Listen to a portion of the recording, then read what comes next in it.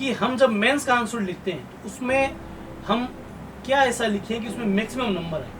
कुछ स्टूडेंट्स ने हमें एग्जांपल भी दिए कि भाई हम फ्लो चार्ट बनाएं, हम अपने आंसर में करंट अफेयर्स को जोड़ें, हम अपने आंसर में क्रिएटिविटी दिखाएं, हम अपने आंसर में डेटा जो प्रेजेंट करते हैं उनको पाई चार्ट से शो करें, ग्राफिकल रिप्रेजेंटेशन करें, हम एआई की मदद से कुछ नया क्रिएशन करें। तो इसके बारे में आप क्या कहते हैं? इसमें सर जो क्रिएटिविटी की बात आती है ना, क्रिएटिविटी क्या होती है? स्किल होती है, एक आर्ट है। वो ना तो आप कॉपी कर सकते कहीं से और ना ही आप कहीं से सीख सकते। सीखने से मेरा मतलब है आप अपने स्तर पर ही तैयार करोगे। मेरी जो आज हैंड राइटिंग है वो मेरी ही है।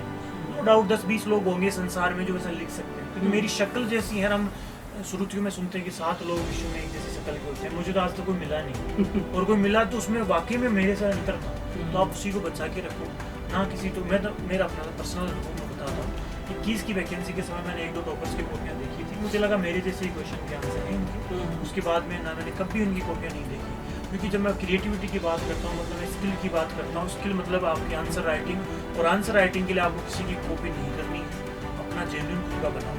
अब सर के क्वेश्चन में आता हूँ जो सीधा है कि ऐसे क्वेश्चन में लिखिए तो लिखिए क्या। तो ये आप जब भी कोई क्वेश्चन लिखना शुरू करें उससे पहले 5-7 मिनट सोचो कि इसमें किस किस तरह से मैं लिख सकता हूँ।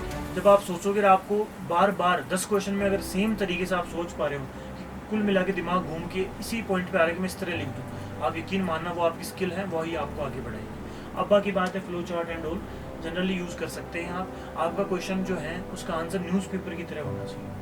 अच्छा, न्यूज़पेपर क्या करता है? सबसे पहली हेडिंग आती है बड़ी सी, उसके बाद में फिर छोटी सी एक हेडिंग और आती है। उसके बाद में जब उसका पैराग्राफ शुरू होता है उसका सबसे पहला जो वर्ड है उसका पहला अल्फ़ाबेट थोड़ा बड़ा आता है।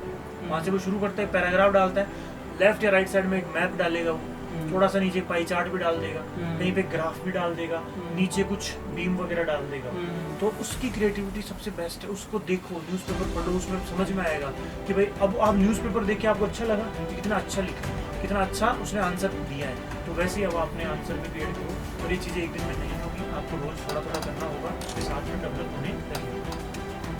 चलिए, ब्लूप्रिंट के बारे में हम अक्सर सुनते थे कि आपको अपने आंसर को लिखने से पहले दिमाग में ब्लूप्रिंट बनाना चाहिए। उनका समर्थन, इस बात का समर्थन आपने भी किया। न्यूज़पेपर की न्यूज़ की तरह से आपका आंसर होना चाहिए, कहीं ना कहीं बहुत अच्छा आपने किया।